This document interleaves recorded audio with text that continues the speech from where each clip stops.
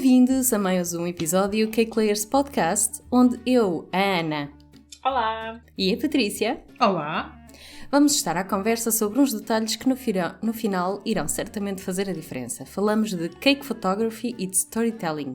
Este é um tema que claramente podia ser um tema de um episódio em inglês, mas o nosso storytelling para este episódio faz-se em português, porque o nosso público são as pessoas que nos ouvem em Portugal. Mas já lá vamos com os detalhes de storytelling e vamos começar o episódio com um já muito falado e conhecido por essas redes sociais fora. Cake photography, expressão muito chique que é como quem diz fotografias a bolos. Há muitos e variados setups que se pode fazer, imensas formações em fotografia, utilização de presets, apps para, enfim, editar as nossas fotografias. É um mundo sem fim, mas no final do dia o que realmente importa é o quão prático e melhor que se consegue tirar as fotos para as nossas criações, seja bolo, bolachas, sobremesas ou até mesmo do processo, muitas vezes caótico, da confecção. Vamos partilhar alguns truques e escolhas para este mundo da fotografia e passo então a palavra. Ana e Patrícia, quais as vossas preferências neste tema e porquê? Então, eu vou aqui começar a fotografia. A fotografia é uma coisa que tem muito que se lhe diga na nossa área, não é?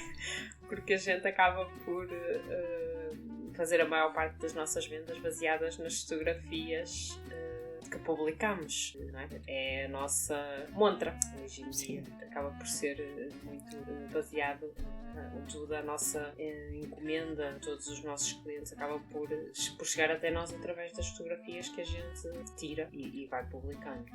Que a gente consegue publicar, que é sempre uma coisa muito complicada de fazer, não é? Pronto, então eu não percebo grande coisa de fotografia em si. Arranjei ou tentei arranjar algumas estratégias que me facilitassem essa parte.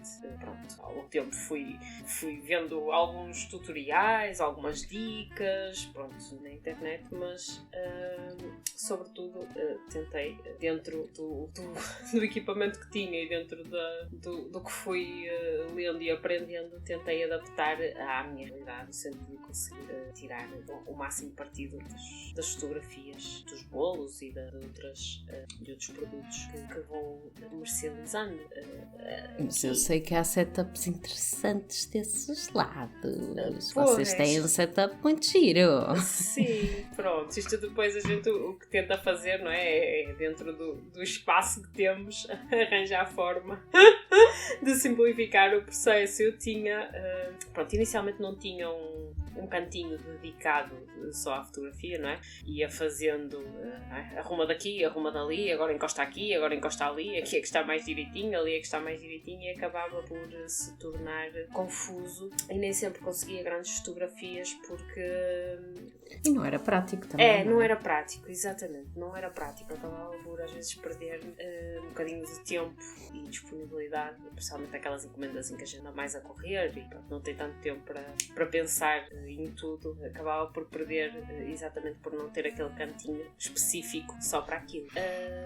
As coisas mais básicas que a gente vai vendo é as janelas, né? A luz natural, tentar ao máximo aproveitar a luz natural. Então eu lá arranjei uma mesinha muito baratinha no IKEA, não é?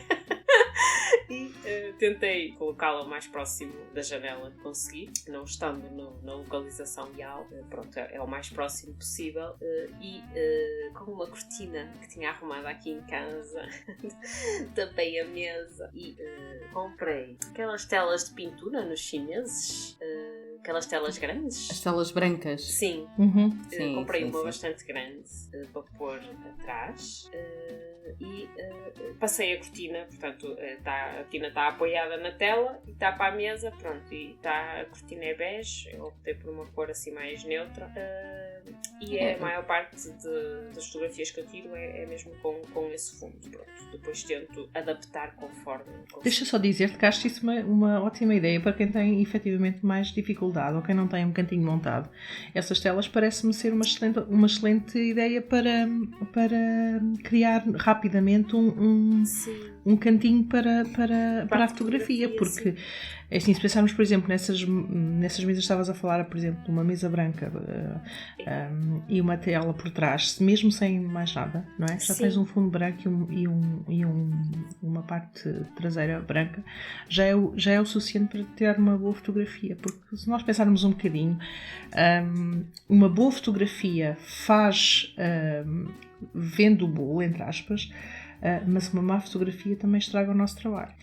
E por isso é que é muito importante nós dedicarmos aqui realmente algum tempo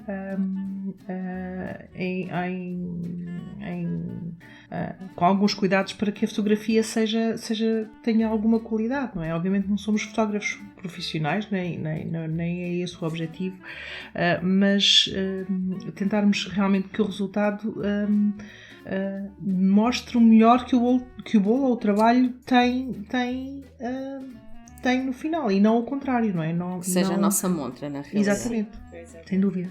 Sim, e às vezes pronto, com estes pequenos, e lá está, ali é que tu dizes, basta tirar a patina e a mesinha tem o tampo branco, é uma das mais económicas do IKEA, que compra-se o tampo e umas perninhas que devem buscar, foi mesmo barato. E com a tela atrás é só tirar a cortina e está o branco. Ficas com o fundo branco, então depois já... Não sei, eu nunca me lembro. Há aquele material nos chineses, há as cartolinas, são a Geva, que parece espuma. Não, e há um que é tecido, que eu não me lembro. Não estou a ver. Não é esponja, é uma espécie de feltro. Ok, um feltro. Que também é colorido. Não há por aí, em baixo. Normalmente está exatamente. Tem as cartolinas, a Eva e tem essa. Sim, é feltro. É feltro, não é? Que também vem vendido assim em folhas, sim, não é? Pronto, feltro. Também uso esses, compro coloridos. Okay. Também dá para fazer o fundo ou atrás. Também dá, às vezes, quando queres dar um bocadinho de cor, acho que tem um amarelo, um vermelho, não sei se tem um rosa. Pronto, que facilmente acabas por conseguir dar ali outro. Um toquezinho diferente, com coisas que à partida são acessíveis, não é? E que estão disponíveis facilmente. Isto são pequenas coisinhas que a gente vai inventando, não é? A necessidade aguça o engenho e a gente, quando dá por ela, está a viajar na maionese. É natural, é muito normal. Então com essas coisas a gente rapidamente gasta um dinheirão só porque só o equipamento fotográfico é um absurdo. Pois, mas eu confesso que eu acho o mais... Isso é o tipo de setup que é muito do it yourself. Portanto, nós fazemos o melhor que conseguimos. Mas eu confesso que ali a Patrícia... Eu sei que vocês não estão a ver, mas nós temos as câmaras ligadas para comunicarmos visualmente também. E eu vejo ali um cantinho atrás da Patrícia. Pronto, eu facilmente cheguei à conclusão que andar sempre a preparar um canto a cada vez que eu preciso tirar uma fotografia não era para mim. Não tenho paciência, gente. Não dá. E então, para mim, tinha que ser uma coisa já que estivesse ali sempre a jeito. De preferência ao pé de uma janela. Portanto, o cantinho que eu encontrei foi efetivamente aqui no escritório, ao lado de uma janela. Só realmente em situações de menos luminosidade, necessidade de puxar um bocadinho a mesa para a frente, porque a luz não entra com tanta facilidade à mesa. Mas tenho... pronto, aqui cada uma de nós tem a sua estratégia, não é? Portanto, nós na parede pendurámos então um suporte para aqueles suportes para pôr para segurar as prateleiras, mas sem a prateleira por cima. E o que é que fizemos? Arranjámos 3 ou 4 roldanas com 3 ou 4 fundos diferentes e vamos enrolando ou desenrolando à medida daquilo que achamos mais conveniente para aquele trabalho.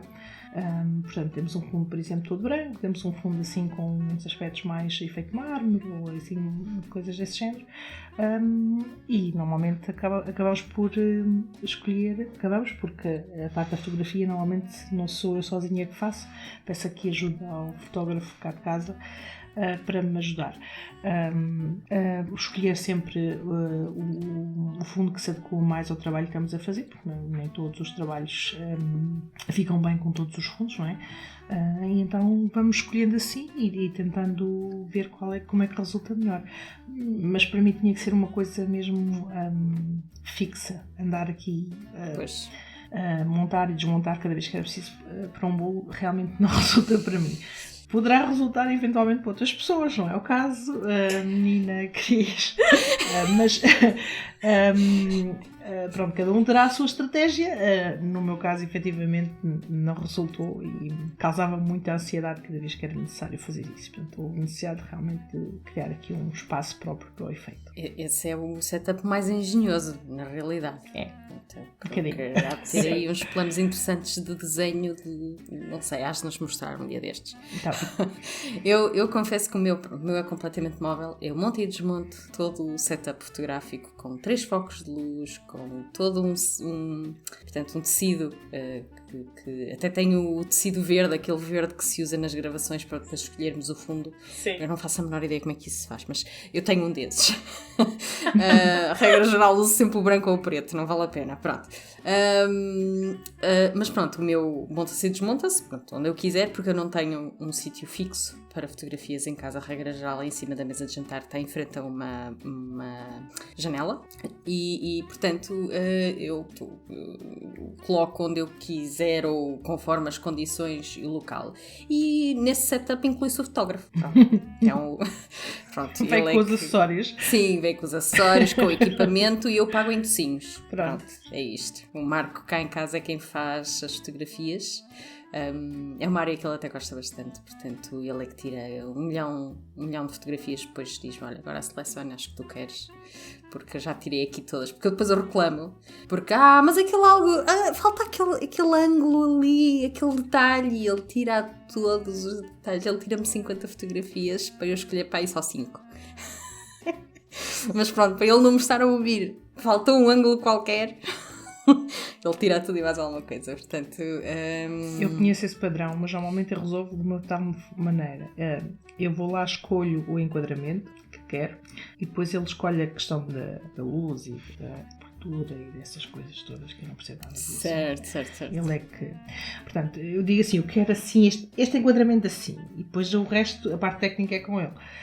Sim, é um pouco isso. Cá em casa também. O Marco é que sabe trabalhar com o tal fundo verde, o chroma key, eu nem sei o nome daquilo, pronto. Mas ele é que sabe trabalhar com isso. Deviam ver a cara da Ana agora, quando eu tento explicar isto. A Ana está aqui. Que eu estou a pensar assim, ok? Então, eu como não tenho nenhum Marco, nenhum nem outro, arranjei um equipamento que tira fotos espetaculares por si só. Cá está. Pronto. Cá está. Então, não é tudo do it yourself, e sou eu que escolho os enquadramentos, as luzes e o diabo a 4 e não percebo nada do assunto. Não, é questão de não perceberes, porque na realidade até funciona e tens até boas fotografias dos teus bolos, portanto é ótimo. Num equipamento que faz a coisa por mim. Está perfeito.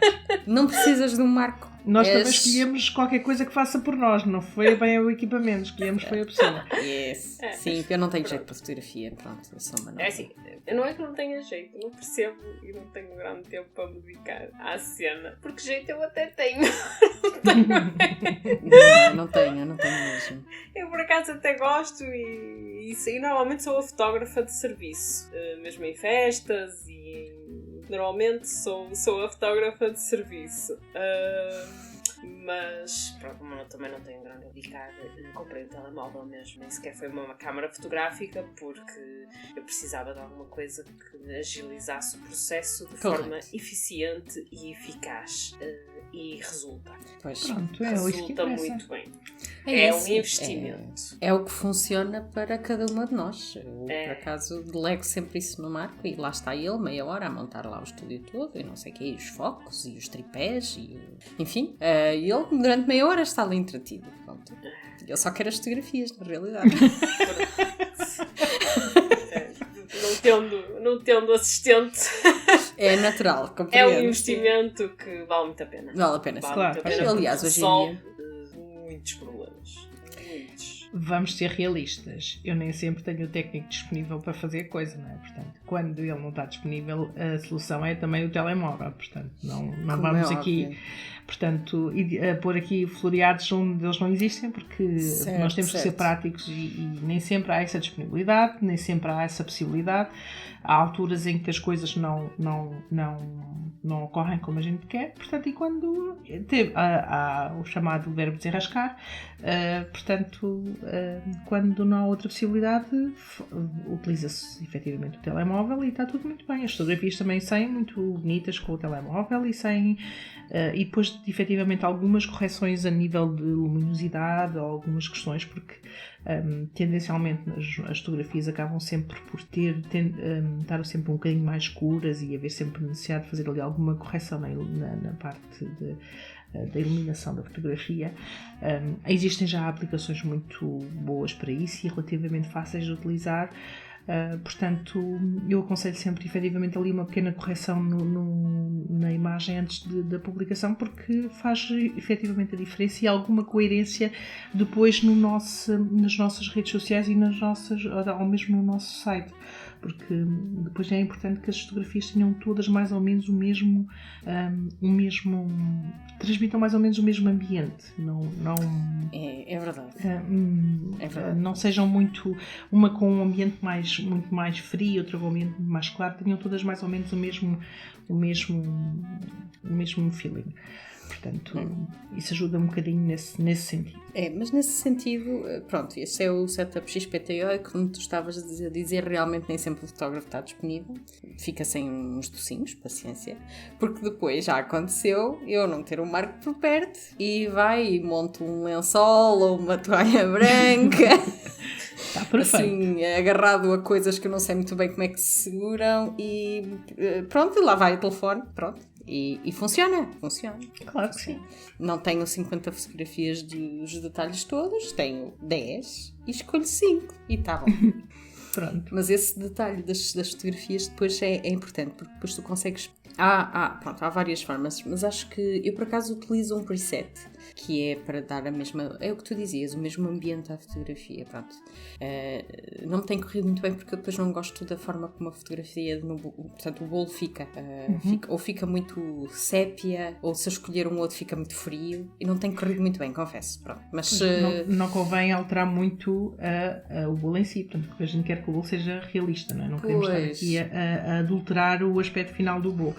Queremos manter o máximo possível o aspecto original do bolo, mas efetivamente melhorando ali um bocadinho alguns aspectos de luminosidade que possam existir. Portanto, eu, por exemplo, tenho algumas fotografias de bolos que tirei já há algum tempo atrás, que na altura não ligava tanto a esse pormenor, que estão muito escuras e que preciso agora de efetivamente lhe dar um bocadinho alguns ajustes para que elas fiquem mais ou menos enquadradas com as outras que tenho publicado. Eu presets por acaso tenho algumas reservas porque ainda não me orientei muito bem qual é o melhor, mas se calhar a nível de edição, e pronto, eu até sou a pior pessoa para editar fotografias, se calhar a Ana é mais pró nisso. Eu só uso o Snapseed, que é uma app do telemóvel e tá. O melhor que aquilo faz é o que vai. Snapseed, ok, não é o que eu uso. Eu uso os da Adobe. Eu também, o Adobe, sim. Eu uso o Adobe, volto o Lightroom. Lightroom. Quando é necessário, ou o Adobe Photoshop, acho que é assim que se chama. Sim. Acho eu tenho 3 da Adobe e são os 3, embora eu use mais, eu acho que é assim que se chama, tenho a certeza absoluta, e não é que eu faça grande edição das fotos. Se calhar vais ali ao modo automático e diz melhorar, e aquilo faz... Eu tenho, é o PS Express. Sim, exatamente. É o Photo Studio Express, sim. Eu também utilizo esse. É o PS Express e eu não lhes mexo muito. Eles têm bons filtros. Trabalha-se muito bem, a aplicação é boa. E como a fotografia em si já é muito boa, não é preciso mexer. Não é preciso muito. Pronto, ok. Isso é bom. Experimentar esse, por acaso. Há muitas que... A aplicação me serve para colocar a marca d'água. Ok. Sim, eu faço com o Photoshop, mas é no PC, não é na app do telefone. Eu faço tudo em paciência. Portanto, faço tudo no telemóvel. Tudo. Pronto. Ele está a estourar. Eventualmente terei que o descarregar. Mas eu faço tudo no telemóvel. Boa. Mas é uma ferramenta de trabalho também. Portanto, acho que sim. Prefiro trabalhar mesmo com o telemóvel que no computador. Já tentei. Tenho as aplicações no computador, mas não. Só o processo. E também aqui a questão é que não é o mesmo sistema operativo do computador e o telemóvel. Pronto. E a coisa não é fácil. Pronto. Não é fácil de todo. Percebo. Tirar a paciência a um santo. E portanto eu opto por trabalhar no computador. Ok. Mas também se calhar facilita pela praticidade da coisa. Portanto, sim. Na realidade nem se perde por essa escolha tampouco. Isto só mostra que tudo é possível, não é? Portanto, não há desculpas aqui para não se tirar uma fotografia de qualidade e se conseguir fazer alguma edição efetivamente nas imagens, portanto, que sejam necessárias. Eu volto a dizer, eu não estou a falar de mudar a imagem do bolo e de mudar o aspecto final do bolo. Estou a falar de pequenas correções, de pequenos ajustes em termos de iluminação ou recorte de imagem, coisas assim desse género, que vão melhorar um bocadinho o aspecto final da fotografia em si. Portanto, nada de repente o bolo é amarelo e vai passar a ficar vermelho, não é nada disso. Mas, portanto, manter realmente as características do bolo é importante, até para não estarmos a induzir as pessoas em erro em relação ao nosso tipo de trabalho. Acho que acima de tudo isso. Parece-me bem, é sempre uma boa prática. E depois disto tudo vem a publicação das mesmas nas redes sociais. Isso é um processo. Todo um processo. Oh meu Deus. Portanto, porque aqui realmente há toda uma imagem ou uma marca que se quer construir. Portanto, nós quando nós temos uma página no Facebook ou no Instagram, nós transmitimos uma certa imagem, uma certa identidade.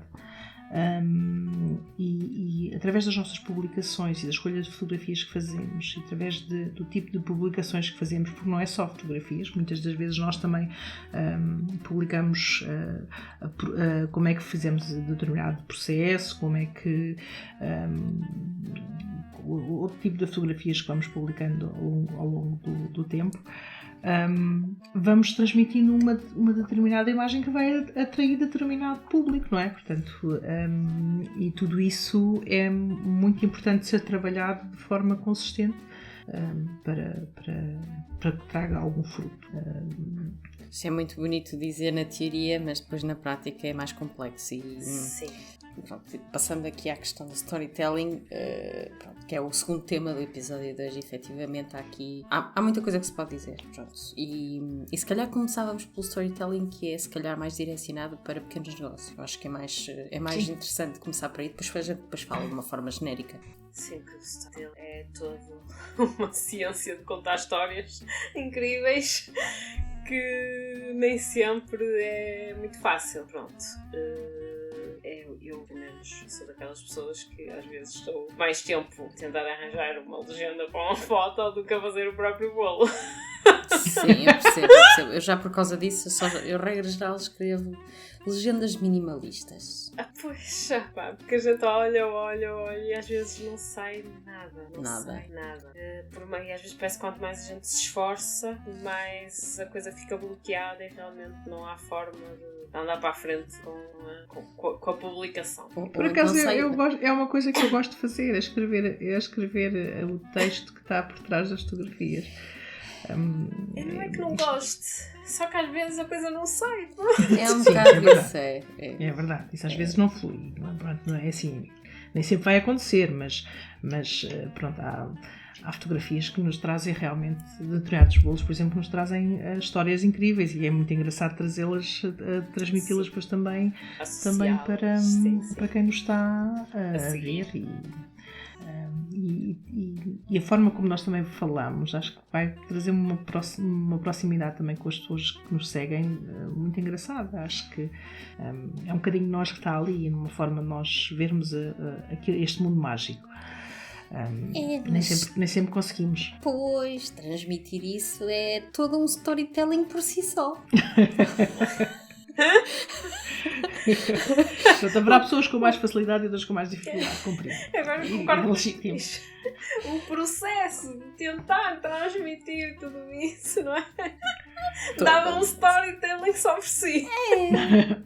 Pronto, isto não é assim uma coisa muito imediata. Pronto, mas eu sei que há alguns, se calhar, passos neste tema que se adequam um bocadinho mais aos nossos pequenos negócios, porque isto é muito bonito, ter uma equipa de marketing a trabalhar numa grande empresa como uma L'Oréal ou, sei lá, enfim, todas as grandes empresas que a gente conhece, até o próprio Continente e por aí fora. Sim.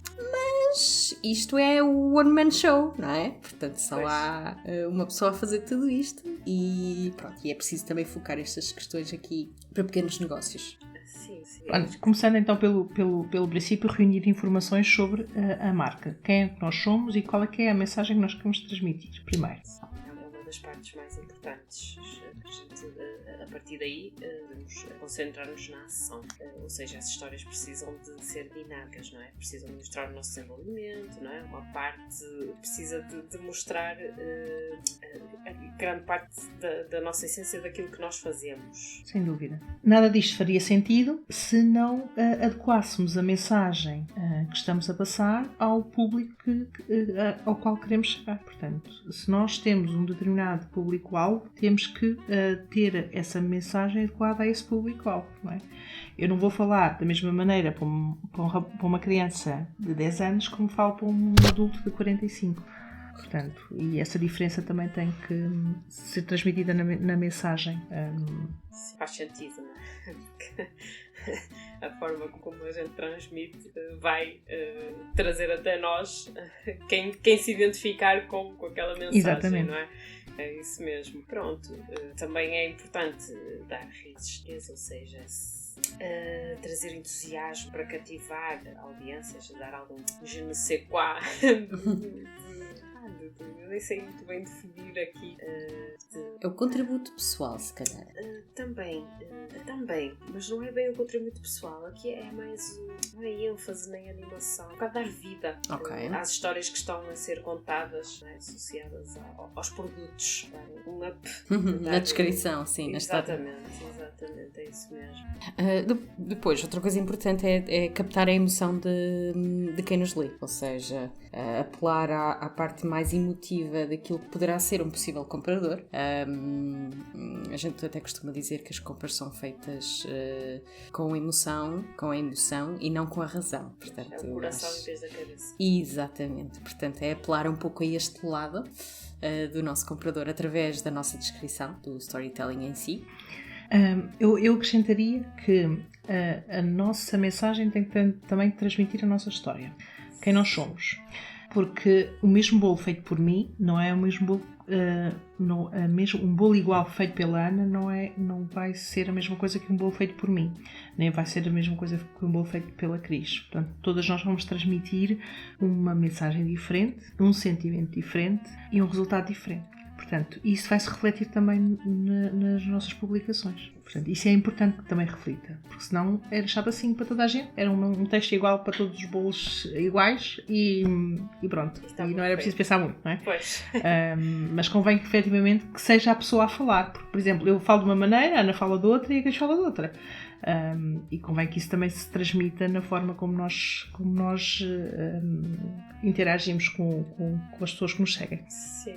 É realmente tanto. Depois há aqui uma que pode ser um bocadinho controversa, que é o de gerar conflito. Ou seja, isto normalmente parte do princípio que a gente se ponha, tome um lado ou pegue num assunto polémico e fale desse assunto, uma posição em relação a ele, seja a favor, seja contra. Pronto, isto acaba também por criar conexões emocionais e cativará atenção. Por norma, quem for a favor do nosso ponto de vista, não é? E acabará por filtrar quem não se identifica tanto connosco, com o nosso trabalho, com as nossas crenças. Pronto, também é uma forma, se calhar um bocadinho mais controversa, aqui entrando já numa área mais de picardias de fazer storytelling. Depois, muito, muito útil é a inspiração, ir buscar inspiração a coisas que já tenham sido feitas. Portanto, mais uma vez, a roda já está inventada, não é? Não vamos, enfim, não somos os inventores do storytelling, e na realidade o que é relevante é ver o que é que já foi feito e de que forma é que podemos até melhorar o nosso próprio estilo de storytelling. É acabar por tomar partido de exemplos até de pessoas da mesma área, enfim, ou de áreas completamente diferentes, e às vezes a gente até vai buscar uma moda nova, mas inspiração é importante. Eu gostaria só de concluir efetivamente estas sugestões com uma que me parece muito importante, que é termos continuidade naquilo que transmitimos. Já falámos efetivamente de termos uma identidade, de termos de transmitirmos uma história, de sermos nós a contar essa história. Convém sermos coerentes, convém sermos nós hoje e sermos nós amanhã e sermos nós depois. Portanto, porque senão as pessoas vão notar. Se eu agora de repente, se eu escrever hoje de uma maneira e amanhã pedir a alguém para fazer um texto por mim e publicar por mim, as pessoas vão ver que é diferente, porque não foi a mesma pessoa que escreveu. Não é? Convém haver continuidade na história e na forma como as publicações são feitas e a história é contada. Porque o sentimento vai ser diferente, efetivamente, se for outra pessoa a contar ou se for de outra forma a contar. Isso normalmente acontece, por exemplo, quando há mudanças abruptas de estilo, as pessoas normalmente, ou das duas uma, ou corre muito bem ou corre muito mal, não há ali um meio termo, não é? Portanto, convém, ou é intencional a mudança, ou se não é intencional, convém haver essa continuidade. Sim, aí há uma forma de tornar ou de minimizar, porque há muitas empresas pequenas que têm quem faça esta parte. Como a Cris há um bocado falou, todo um departamento de marketing. Certo. E há profissionais dedicados só ao storytelling. Hoje em dia, há pessoas que têm um emprego que é o storytelling. E há imensas formações que se pode fazer também. E gestão de redes sociais e storytelling e etc. Portanto, aqui uma forma de visar é ter muito bem definido a marca, as intenções da marca, não é? A visão da marca. E aí tu consegues ter a constância, manter a continuidade, mesmo havendo várias pessoas a fazer esta gestão. É muito fácil de perceber. Eu vou dar, por exemplo, aqui o exemplo da Ana. Portanto, se a Ana agora de repente começasse a fazer bolos, sei lá, em pasta de açúcar, todos a desafiar a gravidade, vocês iam estranhar, não é? Até a própria Ana ia estranhar. Porque não é a marca dela, não é o estilo dela, não é aquilo que ela quer transmitir. Até a própria Ana ia achar um bocado estranho. Era todo um só para marco dizer... na vida dela. Olha, então tu não estavas a dizer que não tinhas um marco? Esse pode ser o teu marco. Não, de todo. Mas isto para dizer o quê? Que lá está a falta de continuidade. Portanto, se vocês vissem um bolo desses no perfil da Ana, por exemplo, iam estranhar, não é? Não, para lá, isto não é... Seria inovador. Não, é sim, mas eu aí já acho que sério, de hoje para amanhã. Se for uma perspectiva de evolução, ou seja, tu hoje estás a fazer uma coisa, daqui a 2 anos não sabes. Exato. Como eu há 2 sim, anos mas não é de um atrás dia para estava o a fazer outro. uma Essa coisa... mudança não ocorre normalmente de um dia para o outro, Exatamente, se eu te dissesse se fosse de hoje para amanhã. Eu concordo. Agora, numa perspectiva de evolução, acabas sempre por...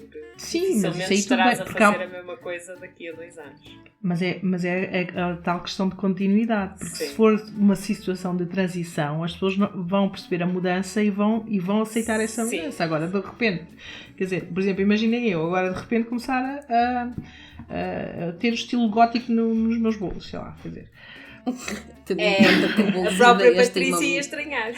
A própria Patrícia ia estranhar, quer dizer, não faz o meu estilo, não é? Portanto, está tudo bem com isso. Sim, não é questão que eu tenha alguma coisa contra quem faça esses bolos e está tudo nada bem. Contra. Pronto, mas não é o tipo de bolos com os quais eu me identifico, portanto, não faria sentido estar a fazer publicações desse género. Claro. Portanto, sim, no story vai haver um bocadinho de coerência. Tem que haver ali um princípio, um meio e um fim, não é? Exatamente. Não pode saltar assim, pum! De repente, para lá, o que é que aconteceu aqui? Às vezes é isso que acaba por captar a atenção do cliente, já pensaram? O cliente olha e diz, hein? Como assim? Perdi aqui algo. Vou voltar atrás e vou ver. Exatamente, aí entra um bocado aquela parte do conflito. Sério? Exatamente. Será que é isto? Não pode ser. O que é que eu perdi aqui? Foi hackeada ou qualquer coisa do género, não. Exatamente. Desliguei do mundo, vivi debaixo de uma pedra e não vi o que aconteceu. É isso mesmo. É parte do conflito e das emoções. Cá está. Como é que Causar é a possível? dúvida. Então, às vezes causa curiosidade também, leva à curiosidade. Ora, exatamente. Isto afinal até já parece mais fácil. Isto depois de fazer um brainstormzinho, a coisa a gente até fica mais leve. Até. É suposto. Afinal, todos nós conseguimos fazer isto. Claro que sim. De uma forma descomplicada. Sim. As palavras em inglês têm a tendência de, às vezes, achar que são coisas muito pomposas e confusas e difíceis, quando na realidade, cake photography é fotografias de bolos. E storytelling é um formato de contar a história. Portanto, na realidade... Se nós pensarmos bem, nós fomos habituados desde a nossa infância a ouvir contar histórias, não é? Desde que éramos pequeninos, com os contos das princesas e dos príncipes e por aí fora. Portanto, é uma coisa que a gente já faz realmente, se calhar, com alguma naturalidade e não na perspectiva dos bolos, obviamente, mas que vamos sempre conseguir trazer alguma continuidade a todo o trabalho que vamos fazendo. Exatamente. E aqui, saindo um pouco do foco para pequenos negócios, para passarmos ao storytelling de uma forma mais genérica, que na realidade storytelling dá para aplicar a tudo o que existe. Seja porque vamos contar a história de algo que nos aconteceu, ou de uma notícia que vimos, que tem, lá está, a regra geral, no princípio, meio e fim também, pronto, e até bastante mais elaborado do que simplesmente o storytelling que a gente esteja a falar neste formato. Mas de uma forma mais genérica e mais, portanto, resumida, se calhar, o storytelling tem por base 4 pilares, que é toda a essência do storytelling. São as pessoas a quem se dirige a história, os locais onde a história possa estar a desenrolar-se, qual é a mensagem que se quer transmitir e qual é que é o propósito da mensagem que estamos a transmitir. Portanto, nós temos um objetivo em cada história, é a que a gente conta. Portanto, estes são os 4 pilares base que quase todas, todo o storytelling que a gente vê mais elaborado, menos elaborado, vai em princípio ter como base. Não obrigatoriamente tocar em todos, mas são os que compõem de base o storytelling genérico. Bom, compõe aqui, obedecer efetivamente aqui algumas regras, não é? Eu diria que, acima de tudo, conhecer o público, o teu público, identificar qual é que é a mensagem principal que queremos passar. Transmitir uma ação para essas pessoas. Essa ação através de uma história. Portanto, sim, pode ser mesmo até pedir ajuda na própria história, pedir para o público reagir. Um pouco como nós fazemos aqui no podcast, ou às vezes acontece a meio, ou no final, a gente deixa sempre uma ação. Sim. Exatamente, uma ação para o público, para captar a atenção do público. Sim. E na prática, a regra essencial é que toda essa ação implica uma partilha com o público. Portanto, essa é uma regra essencial de qualquer storytelling. Sim. Estas 6 regras que tu enumeraste, Patrícia, podem levar aqui a 6 pontos não obrigatórios, que são importantes, tanto relativamente à história. A história deve ter aquilo que a gente chama de ser o mais universal possível, ter um size fit all, ou seja, a gente tentar encaixar tudo dentro daquelas palavrinhas que vamos dizer. Deve ter uma estrutura e um motivo claro, porque vai permitir às pessoas identificarem qual é a mensagem, é mais fácil. Também pode ser importante criar ou associar uma personagem, porque isso faz com que o público se conecte à história e acaba sempre por torcer. É como a gente quando está a ver filmes, não é? Há sempre aquela personagem que a gente quer que ganhe. Exatamente. O bem contra o mal e tem que ganhar o bem. Pronto, exatamente para criar o mesmo tipo de emoção. deverá apelar ao lado emocional do público e no mesmo sentido de criar a ligação. Quanto mais surpreendente e inesperada for, melhor, mais se vai cativar. Aqui, depois no fim, esta também vai de encontro à da estrutura, portanto, ter uma estrutura muito clara, ser simples e focada no objetivo, porque aí a gente acaba por conseguir que a passagem, que a mensagem passe, o objetivo seja mais facilmente atingido. É de uma forma abrangente, portanto, são os quatro pilares do storytelling, pronto, estão aqui considerados nestas 6 regras, que depois dão subpontos, estes 12 pontos. Na realidade não é assim tão complexo quanto isso. É um pouco desdobrar aquilo que as pessoas até acham que se calhar é muito complexo e no final do dia, pronto, é bastante simples de identificar. Eu acho que certamente se alguém pegar uma caneta e começar a compor uma pequena história, mesmo por pontos, e se focar um pouco nestes pequenos, não precisa ser todos, em alguns destes pontos, consegue fazer uma storytelling que capta a atenção, uma descrição de uma imagem, ou contar a história do que é que foi aquela encomenda, porque todos os bolos, e na minha opinião pessoal, todos os bolos têm a sua história, contam uma história diferente, e eu ainda não faço isso, pronto, mas é um objetivo de futuro, fazer o storytelling de cada bolo, confesso, para o website. Naturalmente que ainda não está conseguido esse objetivo, mas existe como objetivo, que já não é mau, e portanto já está definido. É um baby steps. Ter um objetivo já é um princípio. Nós só podemos ir para onde, só podemos ir a algum lado se soubermos para onde é que queremos ir. Exatamente. Mas não é nada transcendente e cada um de nós tem a sua própria forma de falar e dizer ou contar uma história. Portanto, cada storytelling vai ser único. Portanto, eu até gostava tenho que fazer essa experiência. Pronto, só deixo o desafio. Eu gostava só de terminar aqui com um exemplo muito, muito fácil de perceber. E normalmente as crianças tendem sempre a ser muito genuínas na forma como se exprimem e ser muito verdadeiras no sentimento que transmitem.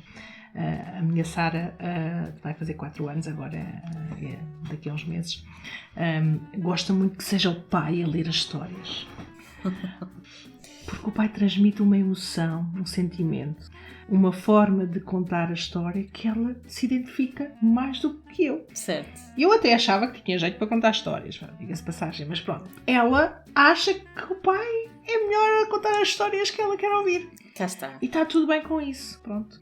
O que é que isto quer dizer? Quer dizer que o pai transmite uma mensagem que para ela faz mais sentido.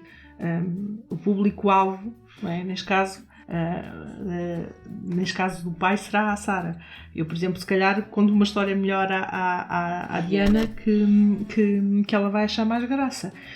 O que eu quero transmitir é que todos nós temos uma forma específica de transmitir a mesma mensagem, e vamos agradar a certas pessoas mais do que a outras mesmo, e isto não vai dizer nada sobre nós, vai ser simplesmente dizer que às vezes é a pessoa certa ou não, pronto, e está tudo bem com isso. Sim, ou é o teu público ou não é. É impossível agradar a gregos e a troianos. Exatamente. Nem ninguém tem expectativas, já por isso é que a gente procura falar para o público-alvo, não é? Senão exatamente. Tentaríamos abranger tudo. Também isso não é possível, não é? Pois, não é. Lá está, portanto, temos que ter o nosso objetivo claro em relação a isso e transmitir efetivamente a mensagem com base nesse objetivo e com base na mensagem que queremos transmitir. Portanto, mas isto é realmente uma forma simples de vermos realmente como a mensagem passa de forma diferente, em função da forma como é apresentada. E de quem a escuta. Verdade. E de quem a escuta, neste caso também. Não é? Sem dúvida. E neste seguimento nós gostávamos muito de pedir a ajuda de quem nos ouve para partilharem connosco quais os truques que usam relativamente à fotografia e que preferências têm relativamente ao vosso setup. E também, se porventura já alguma vez experimentarem storytelling, quais são as vossas dicas e quais são as maiores dificuldades que têm. Sabemos que certamente teremos muito a conhecer e aprender com quem está desse lado e gostaríamos também de partilhar com toda a comunidade de Cake Designers que nos segue. Mais uma vez tive o gosto de gravar este episódio com a Patrícia. Obrigada, Patrícia. Obrigada eu. E a Ana. Obrigada, Ana. Obrigada. Somos 3 podcasters mais felizes por sabermos que estão desse lado. O Cake Layers Podcast nasce do forno da From Cake with Love, do Bolos e Ideias e do Coisas de Cozinhas. E sendo este um podcast inteiramente feito por vocês, façam-nos chegar através das redes sociais ou do nosso e-mail as vossas opiniões, mensagens, perguntas e sugestões. Muito obrigada a todos vocês que nos têm como vossa companhia e por todo o apoio que nos deram no último ano. Não percam nenhum episódio clicando no botão subscrever e partilhem o podcast com os vossos amigos e família. Nós voltamos daqui a 2 semanas na quinta-feira com mais um episódio com camadas de conversas. Até lá, que os vossos dias sejam muito doces.